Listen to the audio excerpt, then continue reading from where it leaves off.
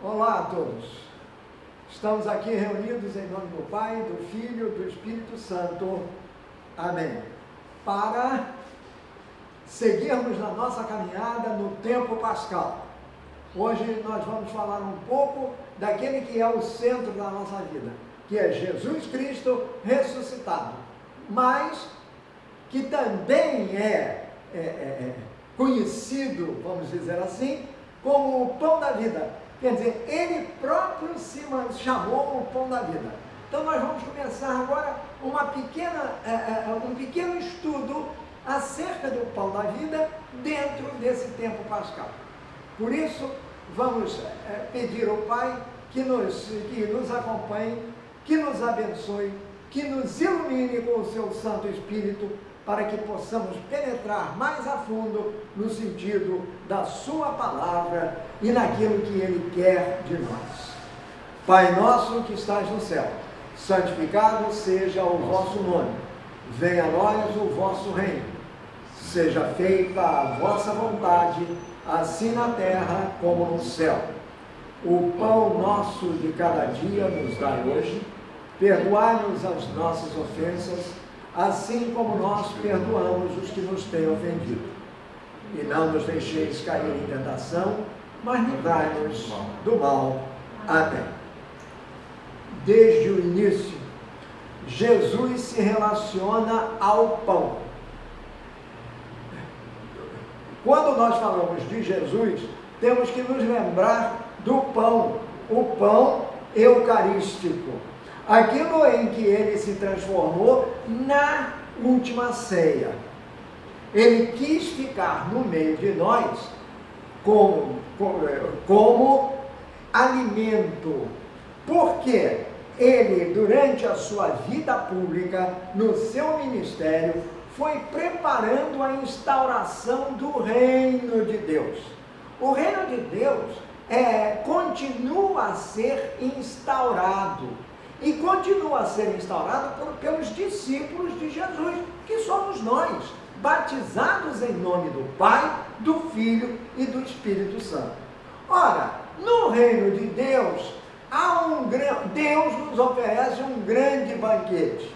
E esse banquete que nós chamamos de o banquete do reino, eu até escrevi isso aqui, o banquete do reino, nós chamamos de o banquete do reino, ele tem como principal alimento exatamente aquele que veio instaurar o reino de Deus na terra, isto é, o próprio Cristo, o próprio Jesus, crucificado, morto, sepultado e ressuscitado.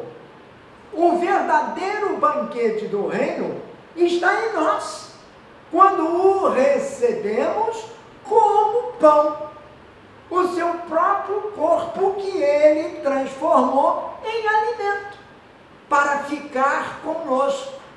São João nos conta, não é? No início do capítulo número 13, que ele vai falar exatamente da ceia, não é? Mas de uma maneira diferente dos sinóticos. Ele começa dizendo isto: tendo amado os seus, Jesus os amou até o fim. Esta é uma frase fundamental de João. Tendo amado os seus, Jesus os amou até o fim. E amou tanto que ele quis ficar conosco mesmo depois que ele fosse embora. Não é que ele fosse de volta para sua casa, para se unir novamente ao Pai, e por causa dessa união, nós acabamos de rezar o Pai Nosso. Nós chamamos o Pai, a Deus Pai, de Pai, exatamente porque Cristo assim nos ensinou. Pai Nosso, Pai dele e Pai Nosso. Por quê? Porque Ele nos transforma, Jesus nos transformou, vamos colocar no passado, em seus irmãos. Somos irmãos de Cristo. Portanto, como diz Paulo apóstolo, co-herdeiros de Cristo, já que ele é o herdeiro do reino. O reino que ele quer que nós continuemos a instalar. Então, na realidade, o reino de Deus não é um local. O reino de Deus é cada um de nós, que faz com que Jesus esteja presente no meio do mundo. Jesus presente no meio do mundo transforma esse mundo, esse lugar, no reino, porque Ele é rei.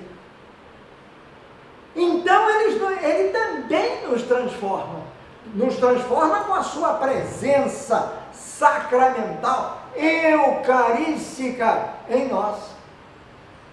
É a sagrada comunhão, é a hóstia consagrada, aquele pedacinho de pão que nós recebemos. Nós recebemos em comunhão, quer dizer, ingerimos aquilo.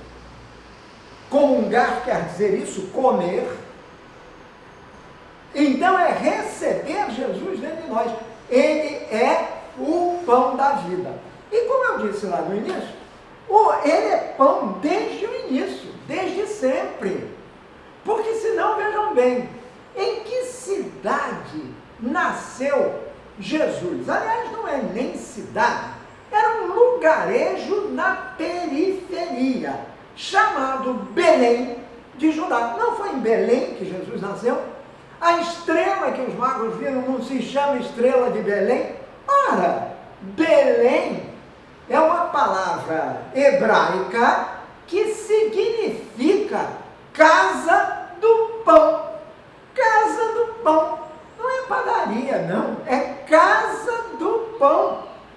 Foi na casa do pão, na cidade que tem o nome de Belém, portanto, casa do pão, que nasceu Jesus humano. Que Deus se encarna, Deus que havia se encarnado lá, que Deus nasce para o mundo como um ser humano.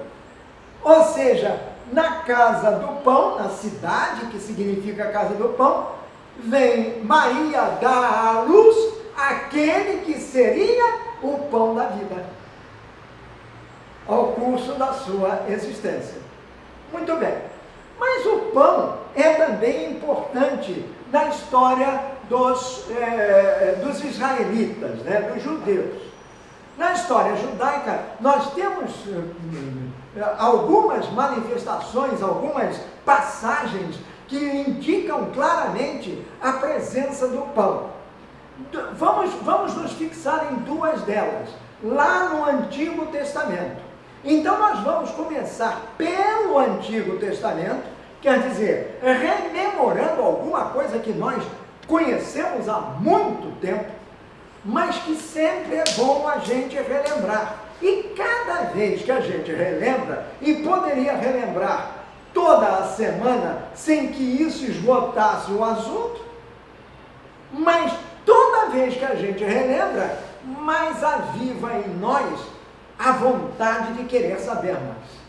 Por isso é que nós começamos por essa passagem que está lá no livro do Êxodo, que é o segundo livro do Antigo Testamento, que trata da passagem à Páscoa, não é? A passagem do povo israelita escravizado no Egito para a terra da promissão, para a liberdade. Isto é que é Páscoa. Passagem da escravidão para a liberdade, da terra que Deus lhes promete. Passagem esta que é feita com a graça, com o auxílio, com a ajuda, com o empurrão de Deus. É Deus que empurra e é Deus que puxa o povo que Ele escolhera com o seu quinhão. Ele próprio escolheu aquele povo para ser o seu povo. Então Ele vai puxá-los e vai levá-los para a terra prometida. O livro do Antigo Testamento que trata disso chama-se Êxodo. Êxodo quer dizer caminhada, não é? Quer dizer a saída de um lugar para o outro. Por isso é o Êxodo. Não é a saída de um lugar para o outro.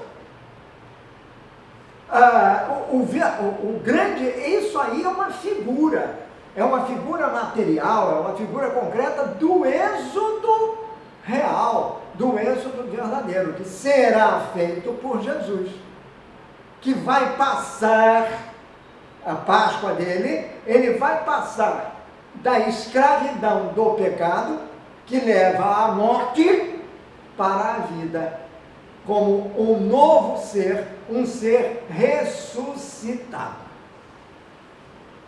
Olha bem, é bom que a gente tenha sempre em mente isso.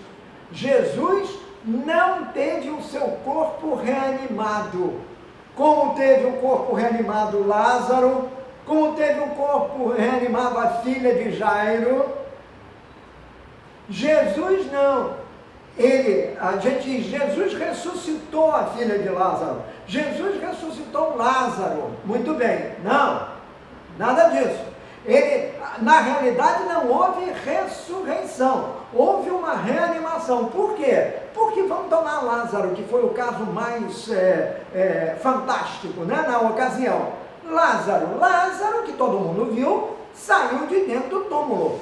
Era o mesmo Lázaro que continuaria vivendo, mas que morreria depois. Jesus não. Jesus ressuscita, mata a morte, para não morrer nunca mais. Então ele morre uma vez e ao ressuscitar, acaba com a morte.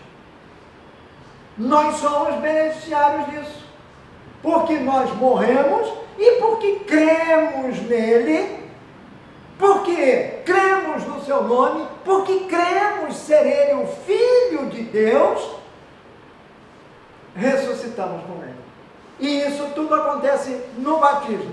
E isso tudo acontece a partir do batismo, toda vez que nós tomamos a Sagrada Eucaristia, toda vez que nós comungamos.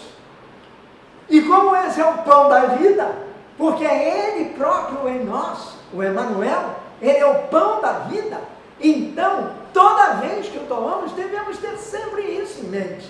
É o Cristo que carregamos em nós.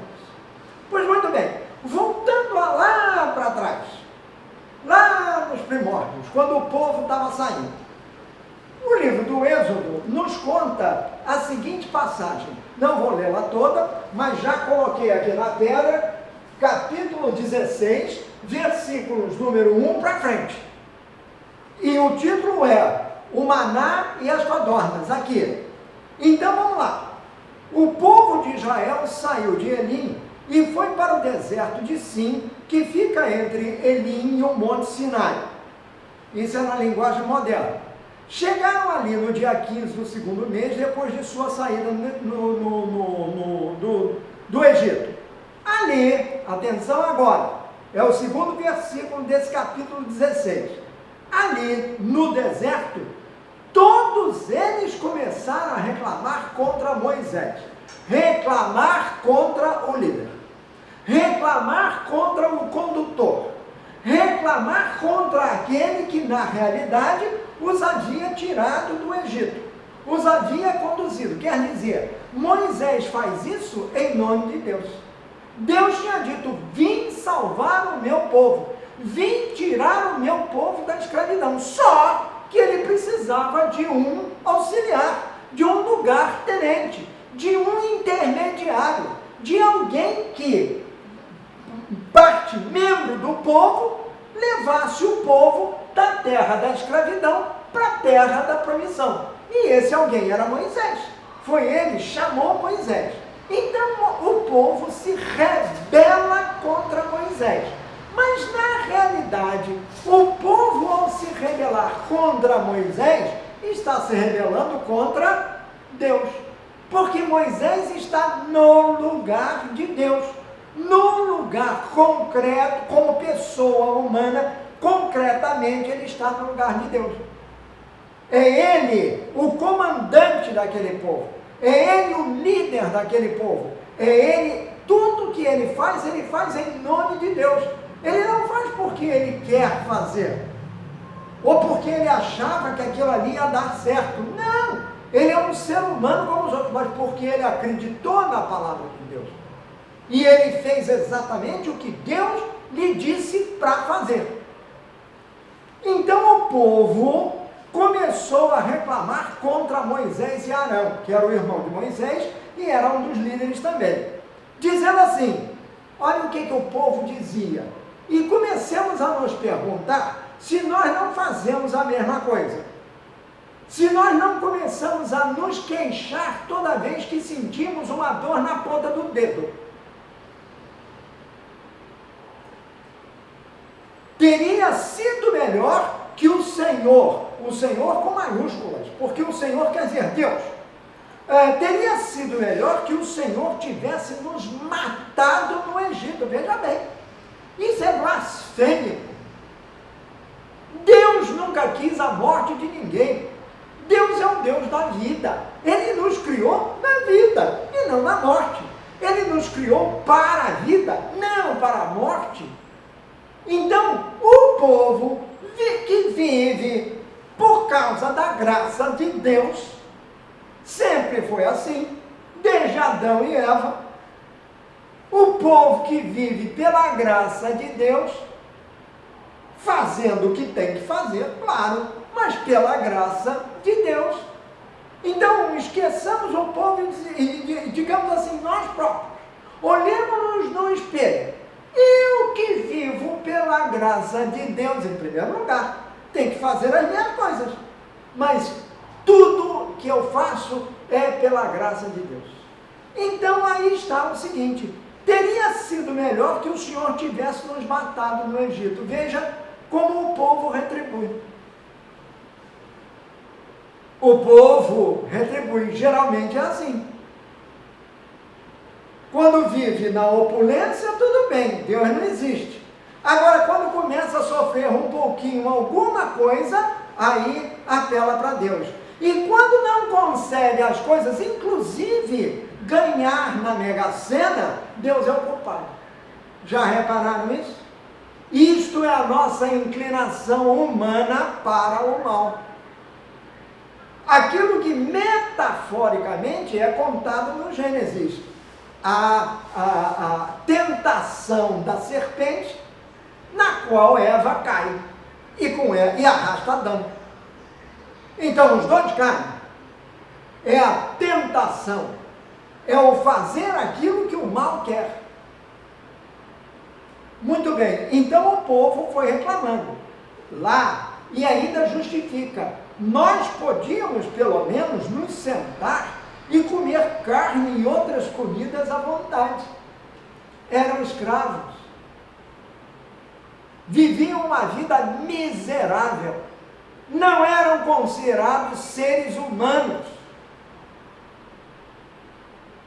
Eram os últimos dos últimos.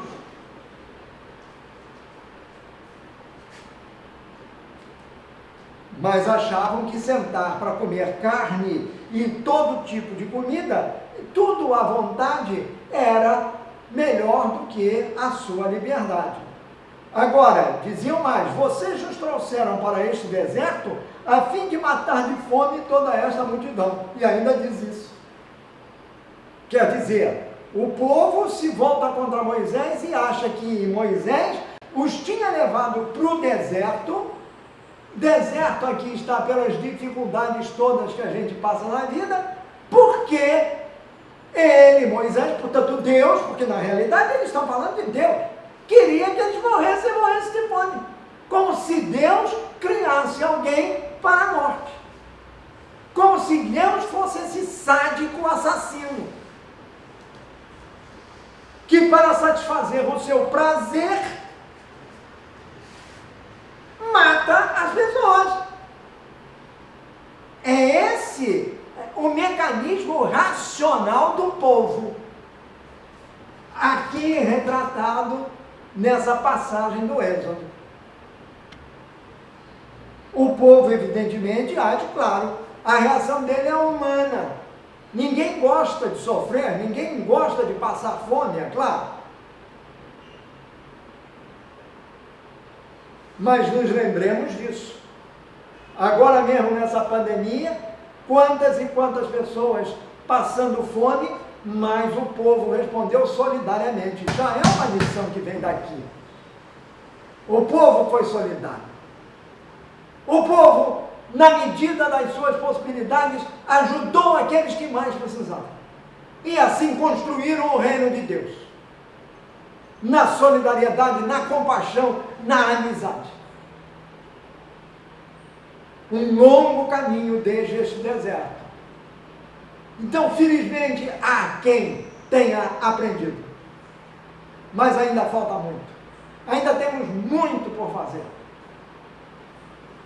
Confiemos, entretanto, que Deus nos ajudará com a sua graça a fazer. E voltemos para o deserto de Sim. Quer dizer, o povo reclama de Moisés. Então Deus, que está atento a tudo, disse a Moisés. Estou lendo aqui, hein? Na passagem da Escritura, não fui eu que disse, não.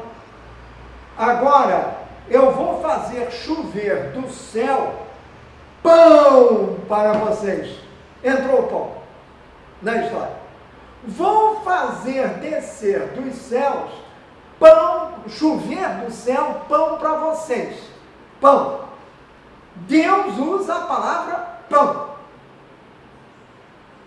E diz assim: e o povo deverá sair, cada um deverá juntar, etc., e dar instrução do que o povo tinha de fazer. Mas o mais importante, eu vou fazer chover. Quer dizer, o povo está reclamando de Deus, na figura de Moisés. Protesta contra Moisés, mas na realidade está atacando Deus. Deus, o Criador, Deus, o Salvador, Deus que tirara o povo daquela escravidão do Egito, poderia muito bem ter dito: olha, vocês estão me tratando muito mal, quer saber de uma coisa? Pumba! Explodia todo mundo, acabava com todo mundo. Ele podia fazer isso. Não. Ao contrário, ele ouviu aquilo como queixa, ele aceitou como queixa, tanto ele aceita que ele diz que vai fazer chover pão. Não é isso que vocês estão querendo? Pão. Agora, trazendo para a nossa realidade, com esta invasão inominável da Ucrânia, o mundo inteiro está já sofrendo e vai continuar a sofrer por muito tempo as consequências desta guerra, que não é guerra. É guerra lá para eles, mas por enquanto Deus permita que não se alastre. Mas qual é o problema para nós? A Ucrânia é uma das maiores produtoras de trigo, já está faltando trigo. Ontem eu assisti a um jornal de uma televisão estrangeira, não sei se era a televisão portuguesa ou a espanhola, não sei bem, mas, e deve ter dito aqui também a nossa televisão, porque é uma notícia internacional, que já está faltando trigo. E indicou as regiões do mundo que serão mais afetadas por isso. O trigo e o fertilizante. A Ucrânia é a maior produtora de trigo e fertilizante. Então ela produz para si e produz para todo mundo. Para os outros, vai faltar. Vamos perder o pão. Qual era a arma mais poderosa que tinha o grande imperador romano, o César de Roma, para manter o povo calmo, o povo quieto, o povo dominado ali, sem que ele se rebelasse? Pão. Pão. O lema dos Césares era o seguinte: panis et circenses, que significava pão e circo. Circo é a diversão. É o carnaval, é o futebol. Esta é o nosso circo de hoje. E o pão não pode faltar. O pão é a coisa mais fácil de se fazer. E normalmente custaria muito barato. Mas quando falta, e a Bíblia está cheia desses exemplos, principalmente o Antigo Testamento, estão cheios desses exemplos. Muito bem. E faltava o pão. Então Deus fará chover o pão. É o que ele diz. Muito bem. Aí ele faz chover, etc. Ele diz o que é que tem que fazer. E aí diz que ouviu a reclamação do povo, etc, etc, etc. Aí vamos avançando. E lá no versículo número 13, ele diz assim: à tarde apareceu um grande bando de codornas. Eram tantas que cobriram o acampamento. E no dia seguinte de manhã, havia orvalho em volta de todo o acampamento. Então, apareceram as codornas, era um bando que cobriu o sol, não se via outra coisa a não ser aquelas codornas no alto. Vocês já viram um enorme bando de andorinhas, como existe lá no interior de São Paulo? É uma coisa impressionante. Cobre realmente o sol. Quando elas vêm num bando, aqui eram codornas maiores que as andorinhas. Muito bem. Quando o orvalho, virou tudo orvalho. E aí, de manhã, quando o orvalho secou por cima da areia do deserto, olha, aparecer isso no deserto era uma coisa espantosa. Espantosa, só um milagre. Ficou uma coisa parecida com escamas, fina como geada no chão. Não, eles não viram codornas, eles viram exatamente essa coisa fina, como se fosse uma grande geada. Para quem já viu geada, isso é interessante realmente, né? Uma grande geada, cobrindo aquilo, ficou aquela coisa branquinha, branquinha, branquinha. Aí, eles não sabiam o que era, eles é o povo.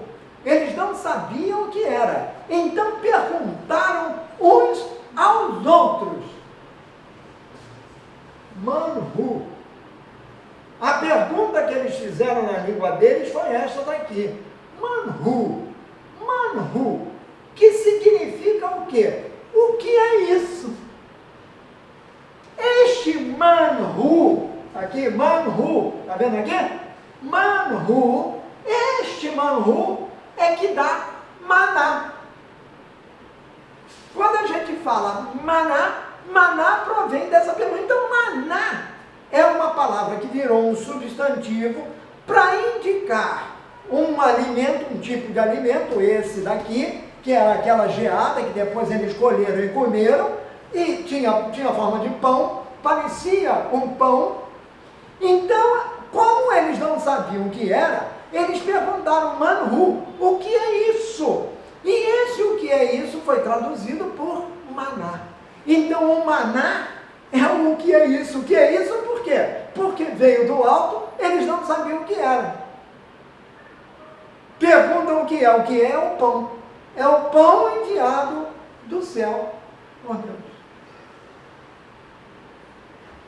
Mais tarde, João vai falar disso, não é? Quando Jesus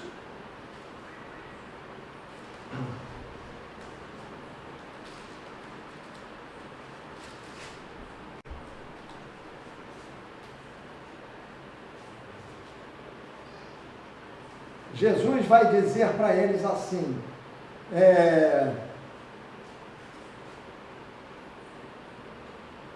no capítulo número 6 de São João, ele vai dizer assim no versículo 32,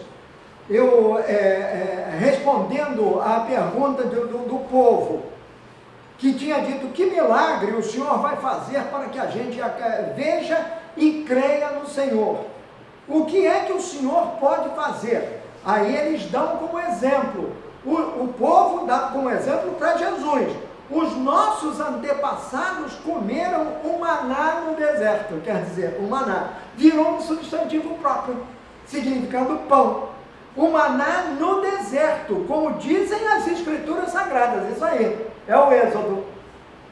O povo da época de Jesus, quer dizer, milênios depois, ele diz exatamente isso. Os nossos antepassados comeram maná, comeram pão. Aquilo foi um milagre no deserto. Pois que sinal, que milagre você faz para que a gente acredite nisso que você está dizendo? Jesus está falando do pão. Nós vamos voltar a isso já. Então ele disse assim, do céu ele deu pão para eles comerem. Está lá no Êxodo. É isso que está aqui, que nós acabamos de ver. Então Jesus disse, eu afirmo a vocês que isto é verdade. Não foi Moisés quem deu a vocês o pão do céu, pois quem dá o verdadeiro pão do céu é o meu Pai. Foi Deus, foi ou não foi? Foi Deus que enviou o maná. O maná, que não foi Deus que chamou assim de maná, foi o próprio povo que chamou maná, ou seja, manru. Ou seja, o que é isso? Eles não sabiam, mas era um milagre. Mas não foi Moisés quem deu. Está vendo? O povo na época de Jesus tinha uma ideia já equivocada. Eles viam em Moisés o grande líder, então eles se prendiam a coisa material, a coisa concreta. Mas por trás e acima de Moisés estava Deus. Moisés era um emissário de Deus, um enviado de Deus, o instrumento de Deus para que tudo aquilo se realizasse. Pois foi contra ele que o povo foi. E foi a partir desta contrariedade do povo, desta rebeldia do povo contra Deus, que Deus, ao invés de punir, deu de presente o manru, ou seja, o maná. O pão. Mas não foi Moisés que deu, foi meu Pai que está nos céus. Presta atenção a isso, porque nós vamos voltar ainda a este tema, mais tarde, mais adiante. Hoje ficamos por aqui.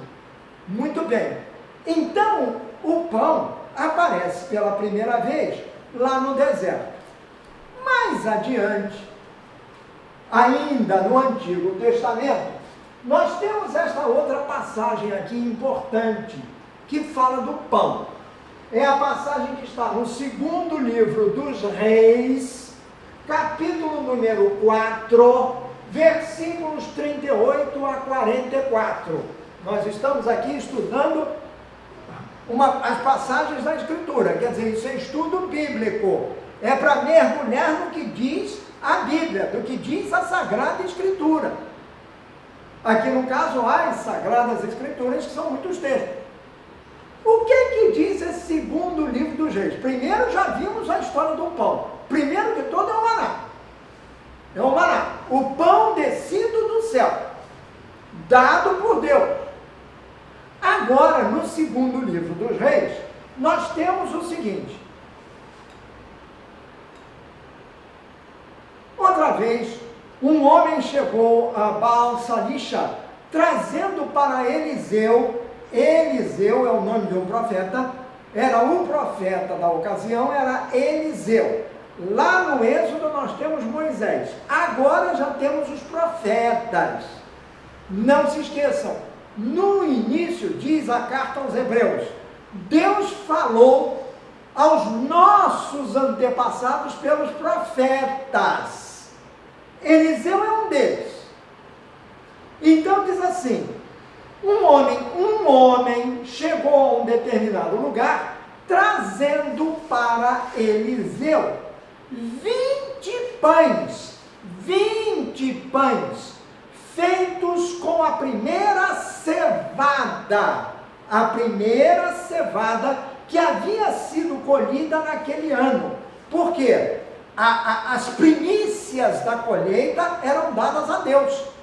Então as primícias daquela colheita de cevada serviram para fazer o quê? Pães. O pão. Novamente o pão. Estão sentindo a força do pão, a presença do pão? O pão existe desde os primórdios da humanidade. E aqui está colocado numa história religiosa. Então, veja bem, pães de cevada e também algumas espigas de cevada ainda verdes. Eliseu, por favor, estejam atentos. Eliseu mandou que o seu empregado desse aquela comida, aqueles pães de cevada, a um grupo de profetas, porque havia uma fome generalizada naquele lugar. A fome do deserto, a fome do Êxodo, a fome que tanta gente passa hoje. Mas o empregado perguntou, olha bem, Eliseu mandou dar aqueles 20 para os profetas, mandou distribuir entre os profetas. Aí o empregado disse assim, não foi o Eliseu que foi lá distribuir, ele mandou o empregado distribuir. Então, e alguém apareceu com o pão. Aí ele diz assim, o empregado, o senhor acha que isto dá para 100 homens? Então nós ficamos sabendo, pelo menos aqui, teoricamente, hipoteticamente, que havia 100 homens. Homens, não se fala em mulher, não se fala nas crianças, são 100 homens. Mas esses 100 homens aqui são definidos como profetas. Era uma categoria do povo naquela ocasião. Eram pessoas que tinham uma capacidade extraordinária, vamos dizer assim, de falar de coisas que ainda iriam acontecer. Não são coisas futuras, mas alguma coisa que tinha a ver com as próprias necessidades do povo. Esses indivíduos chamavam-se profetas. Eliseu era o maior deles na ocasião. Os outros profetas menores, vamos dizer assim, estavam passando fome.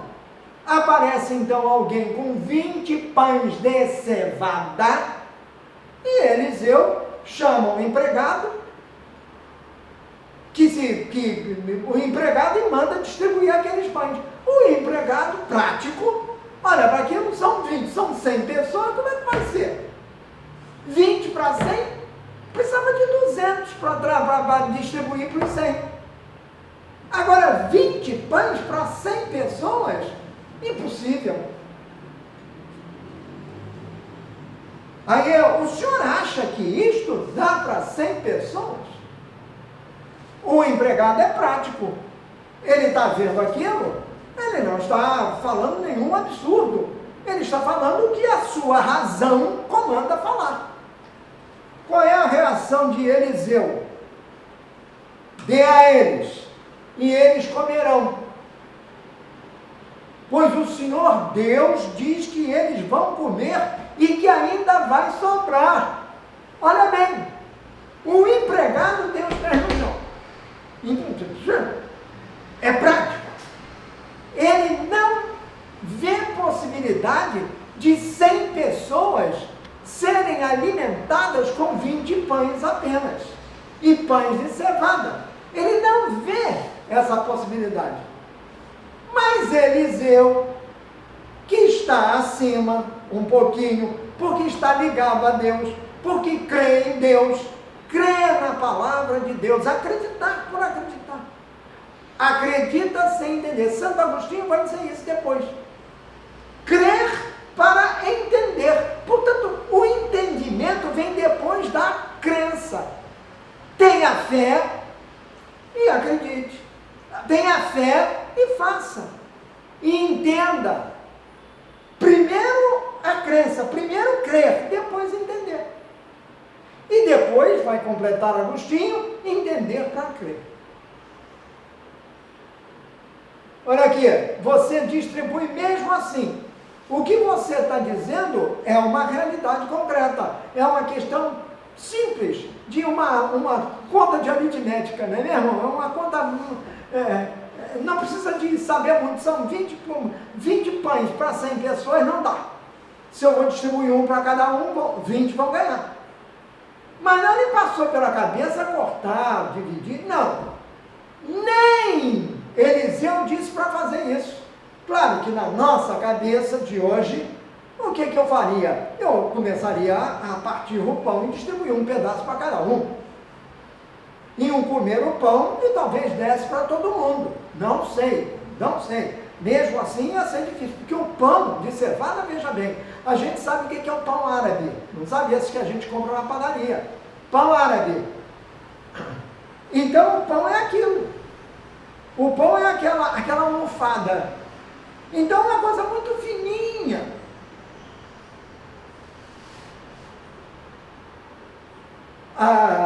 Aqui nós temos o pão árabe, que a gente chama de pão árabe. Eles são, a massa às vezes é um pouco mais grossa, né? Tem de vários tipos, mas tem um que é muito fino. Pois era o pão que eles comiam. Era aquele pão parecido com o manru, o maná. Era isso. É como se fosse um espelhinho de gelo na geada. Aquilo que a gente fica em cima do capim, da grama, etc. E que a gente tira assim, pode tirar até com uma faca. Eu mesmo já fiz isso. Em Teresópolis, não foi muito longe não. Em Teresópolis, no inverno brutal que eu passei lá. Então, é isso, é o pão, distribui. Aí, o empregado termina no versículo 44, aí, começa assim mesmo, o empregado deu à multidão, aos 100 homens, a comida, e como o Senhor tinha dito, todos comeram e ainda sobrou. Eliseu disse para dar, porque Deus tinha dito para dar. E ainda ia sobrar. Ainda disse mais essa. Ainda ia sobrar.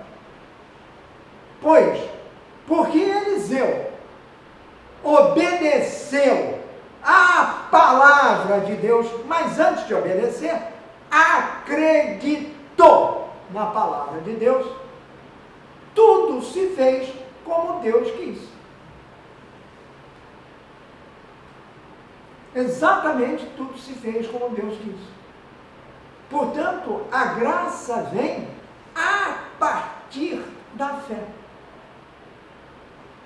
Aqui o pão está pela graça.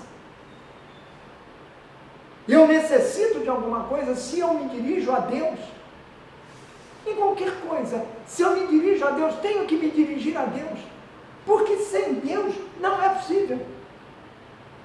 Não é possível nós vivermos sem a graça de Deus, porque Deus é o Criador.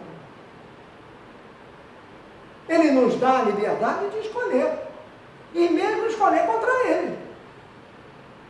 Era exatamente o que fez o povo lá do deserto, aquele que chegou à conclusão do manro, o maná. E o empregado do Eliseu, que já era mais ilustrado, sem passar por nenhuma escola, nenhuma universidade, mas era mais, já era prático. Entendeu? Então aí está, com esses dois exemplos, essas duas histórias lá do Antigo Testamento, haveria outras, mas nós fechamos aqui o pão lá, a origem do pão. E vimos que o pão é aquele que desce do céu. Mas também Jesus já advertia que não foi Moisés. Vocês estão olhando para mim, estão vendo um homem, mas vejam bem. E vocês viram Moisés, estão citando Moisés, como se Moisés tivesse dado para vocês o pão. Vocês afirmam que Moisés deu o pão? Pois então, em verdade eu digo a vocês, não foi Moisés que deu o pão, foi meu Pai que está no céu. Não foi Eliseu que transformou aqueles 20 pães de cevada em alimento para 100 homens. Não foi Eliseu. Foi sim Eliseu. Eliseu foi um instrumento da fé. Ele acreditou em Deus e mandou que o empregado fizesse o que Deus tinha dito para fazer. Ele não faz isso em nome próprio, ele faz isso em nome de Deus. Esse é Eliseu. E o povo foi alimentado, não faltou o alimento, num momento de dificuldade. A mesma coisa, passamos por enormes dificuldades. Agora com a pandemia, então, isso foi evidente, enormes dificuldades. Mas mantivemos a nossa fé. E recebemos a graça de Deus de continuar a nossa caminhada. E aqui estamos nessa caminhada bíblica assim, com esse objetivo. Apesar das nossas dores, apesar dos nossos sofrimentos, apesar dos obstáculos que temos pela frente, ainda virão muitos, porque este é o deserto da nossa, o nosso deserto, a nossa travessia do deserto, quer dizer, a travessia da vida, que não é um mar de rosas, absolutamente. Precisamos do pão, creamos que o pão não nos faltará, porque a graça de Deus é maior do que tudo. Acreditemos antes no Deus e continuemos a nossa caminhada. Deixemos o Velho Testamento, o Antigo Testamento, e vamos para o Novo, onde nós vamos encontrar o verdadeiro pão da vida. E aqui nós passamos para o São João, capítulo número 6, versículos de 6 a 9. Então comecemos aqui. Vamos, de 6 a 9 não, 1 a 5. Vamos começar lá do início, para a gente entender o contexto.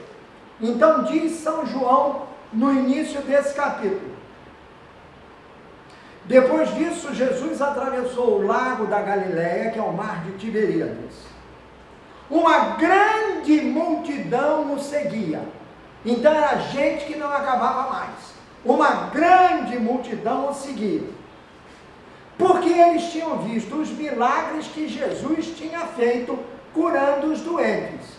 Então, o primeiro ponto a observar é o seguinte: a multidão seguia Jesus por quê? Por causa de Jesus, por causa da figura de Jesus, porque Jesus era um homem muito bonito,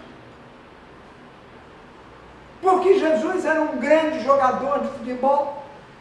Não, a multidão seguia Jesus por causa dos milagres que ele havia feito. Dos milagres. Eles não iam atrás de Jesus por Jesus, eles iam atrás de Jesus por causa dos milagres. Então, há um interesse nisso.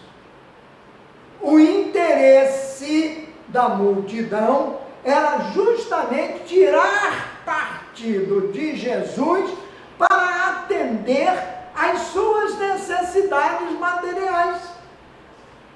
Porque Jesus fazia milagres, então vamos atrás desse.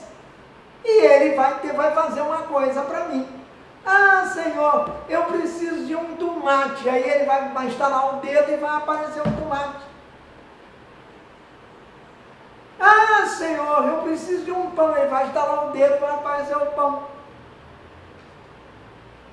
Ah, Senhor, eu preciso, sei lá, eu preciso ganhar na Mega Sena. Ele vai instalar o dedo e você vai ganhar na Mega Sena.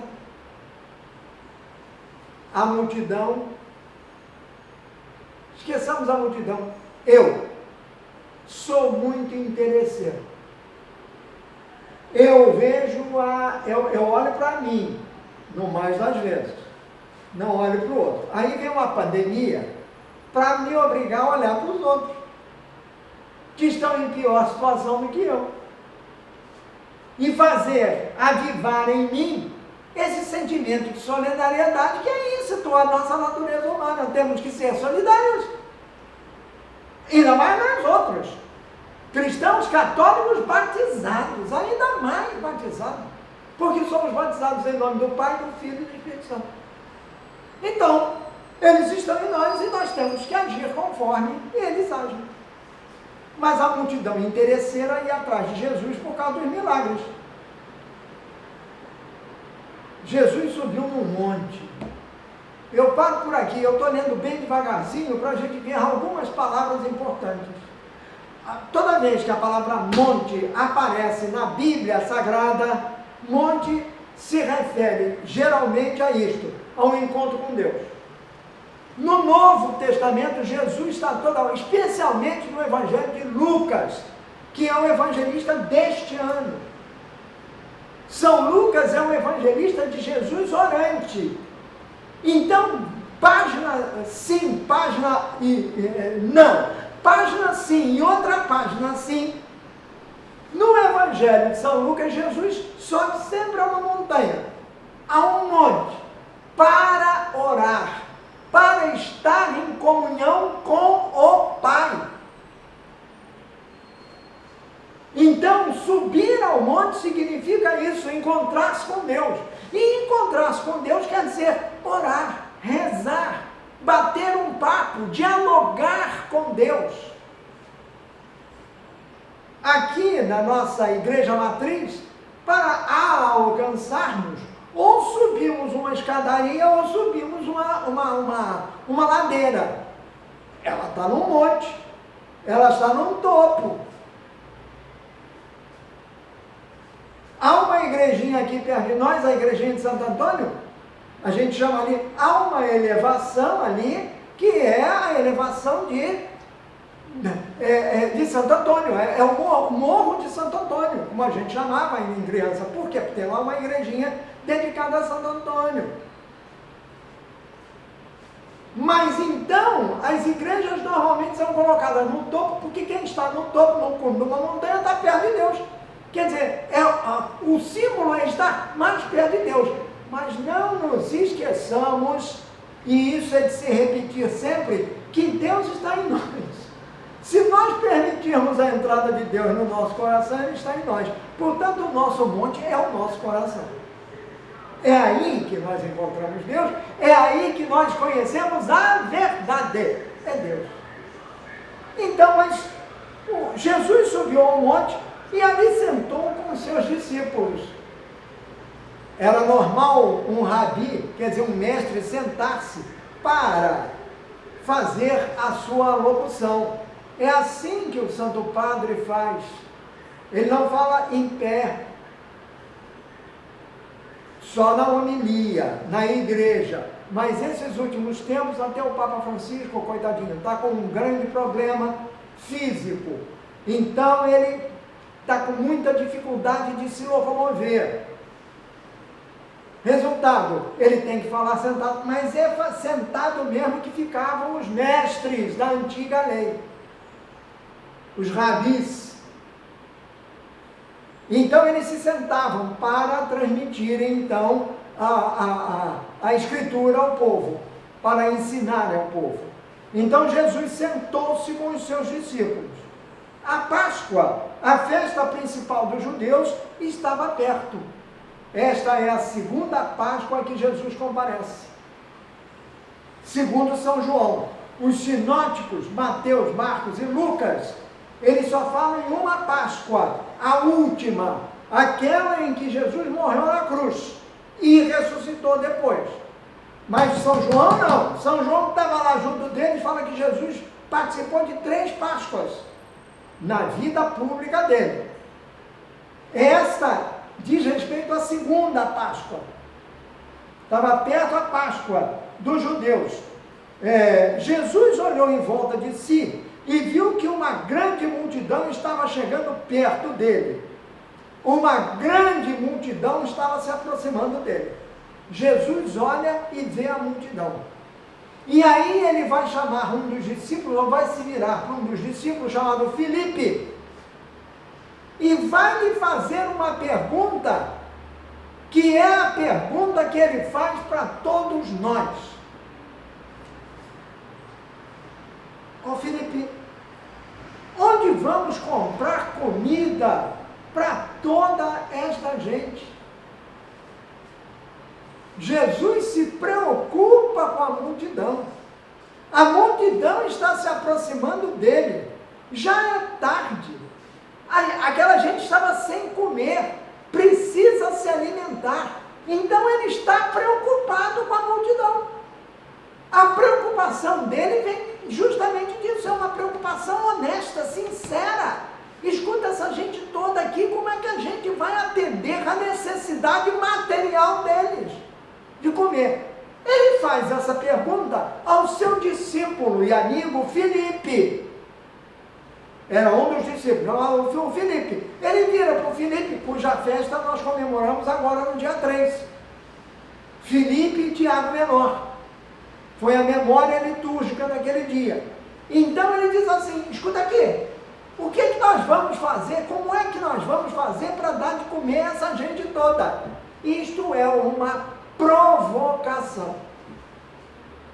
Há um sacerdote que toda vez que comenta uma passagem bíblica como essa, ele diz que se trata de uma provocação de Deus. Deus nos provoca, é como ele diz. E é mesmo. É como se ele pegasse um pedaço, uma vara e nos espicaçasse. Escuta, vamos lá, o que a gente vai fazer para eles? Muito bem. Continua, São João faz então, no versículo número 6, já começando aqui a segunda parte, 1 ao 5. Então, 1 ao 5 tem a multidão que se aproxima, e Jesus, então, vendo aquilo, fica preocupado.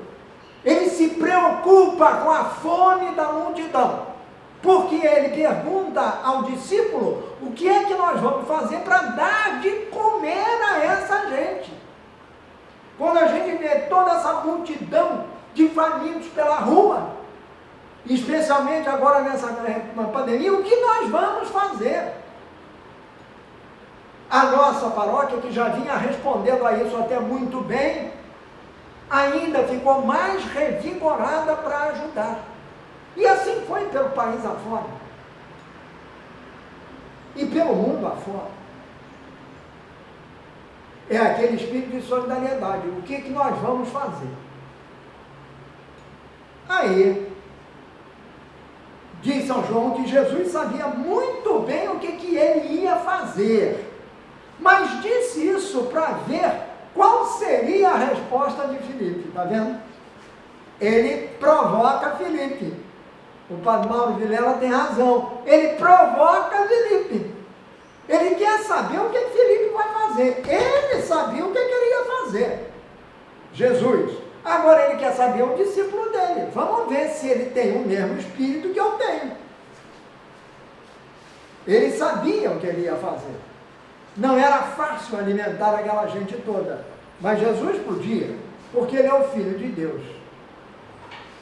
Filipe respondeu assim, agora já estamos no versículo número 7, portanto aqui, a preparação do banquete.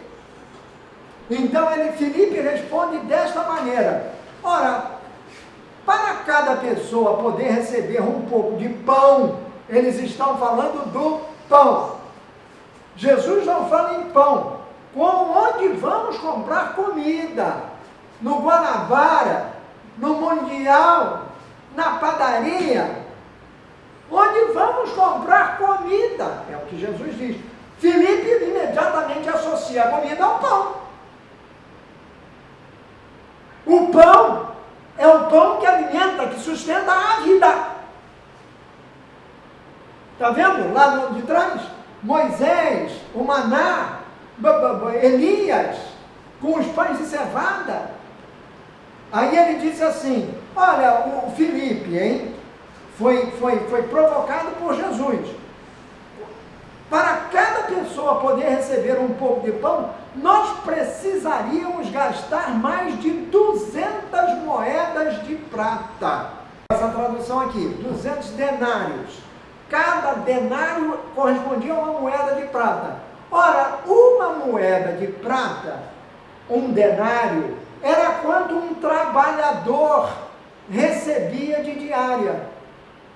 Se ele precisava de mais de 200, vamos entender que ele precisasse de 365, seria o pagamento de um ano de trabalho. Então, para alimentar essa multidão que está aqui, nós precisamos de um ano de trabalho. Filipe está errado?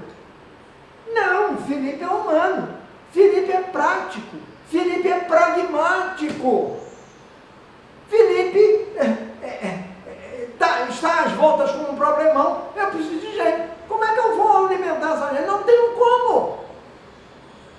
Quer dizer, Filipe não achou uma solução para a provocação de Jesus. Não deu uma solução para o problema posto por Jesus.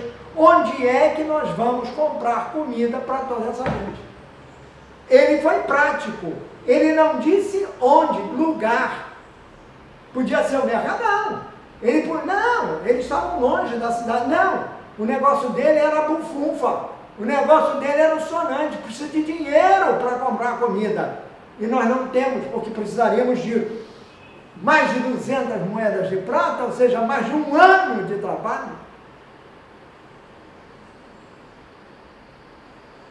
Como é que nós reagimos a esses questionamentos de Jesus?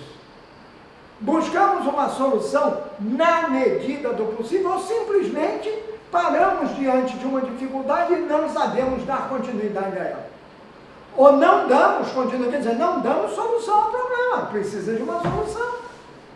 Não damos solução ao problema. Como é que nós vamos fazer? Esse foi Filipe.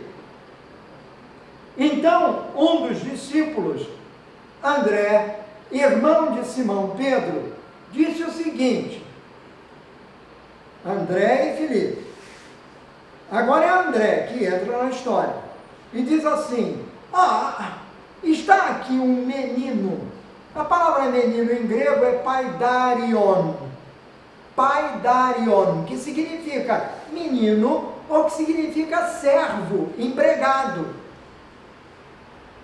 Olha bem o que o André vai dizer. Ele diz assim, há aqui um menino que tem cinco pães de cevada. Lembra lá do Eliseu? Também havia um paidarion, que era um empregado para quem ele mandou distribuir. Lá eram 20 para 100. Aqui são 5 pães, mas é a mesma coisa, de cevada. Então nós estamos vendo que São João conhecia aquela passagem. Porque a estrutura dessa história é muito semelhante à de Eliseu. Você tem uma multidão, está precisando comer. Você tem Eliseu, que chama o empregado para fazer, o número de pães é pequeno lá. Aqui, 5 pães para uma multidão. E 2 peixes, 2 peixinhos. Aí André diz isso. Mas o que é isso para tanta gente? Mesma coisa. É pragmático. Mas ele não fez como Filipe, que simplesmente se afastou do problema. André apresentou uma possível solução. Embora essa solução para ele parecesse também absurda, quer dizer, impossível de ser concretizada para tanta gente. Só que a solução não foi dele, mas sempre se aproveitando de um terceiro. Não sou eu que vou resolver o problema. Se ele puder ser resolvido, é por um outro. Então ele aponta um terceiro para solucionar o problema. Quem é o terceiro? Um paidário, um empregado, um menininho, que tem um cesto com 5 pães de cevada e 2 peixes, 2 peixinhos. Jesus diz, já no versículo número 10, que começa o pão da vida. Jesus diz assim, digam a todos que se sentem no chão. Então todos se sentaram. E uma observação do evangelista, havia ali muita grama naquele lugar, portanto tratava-se da primavera, claro, era a Páscoa, tinha chovido, havia muita grama naquele lugar. Estavam ali com a segunda observação, a do tempo, não é? Da estação do ano. Estava ali quase 5.000 homens. Então você tem 5 pães e 2 peixes para 5.000 homens. Por isso eles disseram aquilo que disseram, os discípulos de Jesus.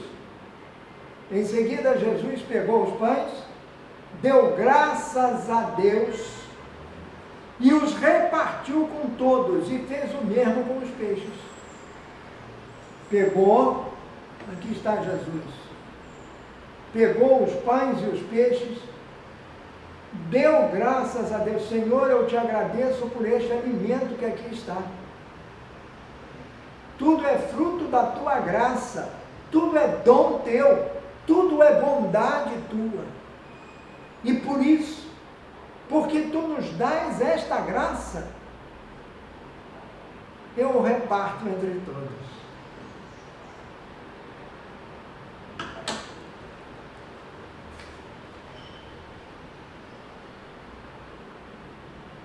E todos comeram à vontade.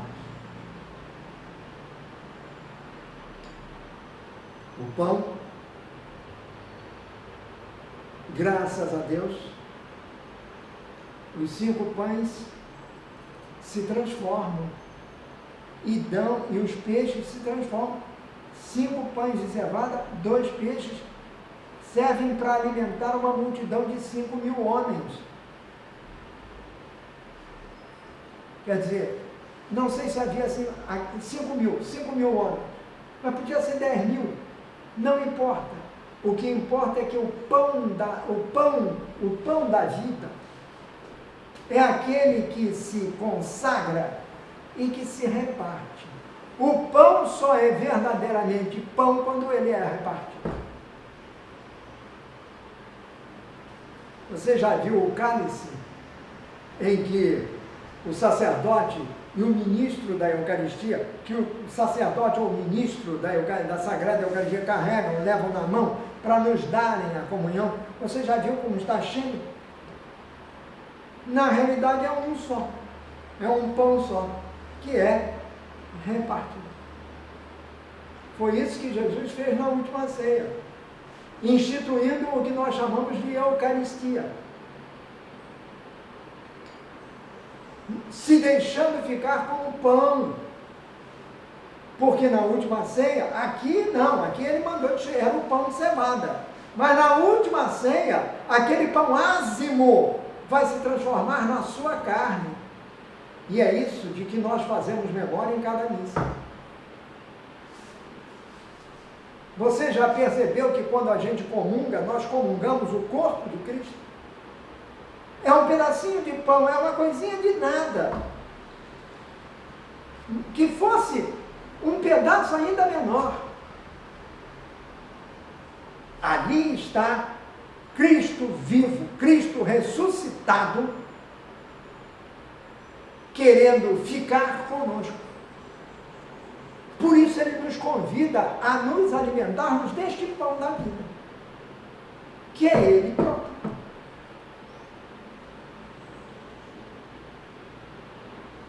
Você está reparando que aqui, do ponto de vista escriturístico, do ponto de vista da Sagrada Escritura, nós temos uma diferença fundamental entre esta passagem que está aqui, do livro de Reis, com Eliseu, e esta de São João. Eliseu faz a mesma coisa.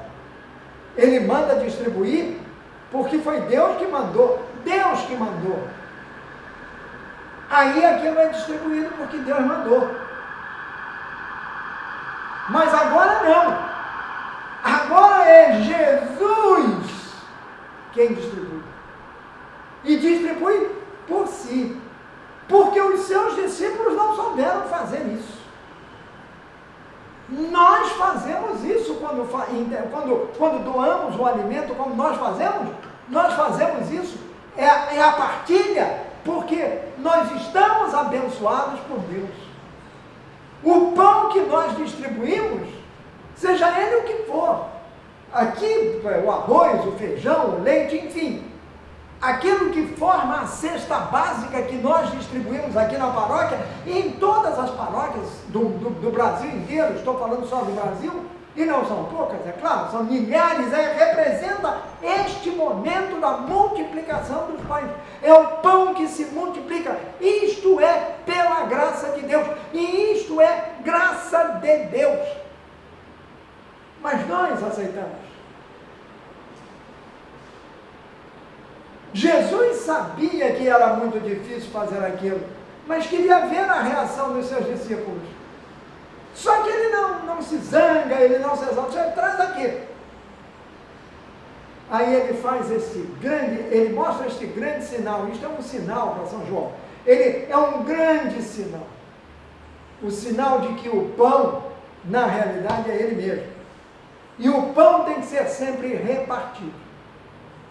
Jesus não se dá por inteiro a uma pessoa só. Jesus se dá por inteiro a todos aqueles que querem participar da comunhão com Ele. Então, aquele pedacinho de pão ázimo, aquele pedaço de trigo que a gente come, um pedacinho de nada, mas está partilhado, portanto, é o próprio Cristo que nós recebemos em nós. E por isso nós nos tornamos pão vivo.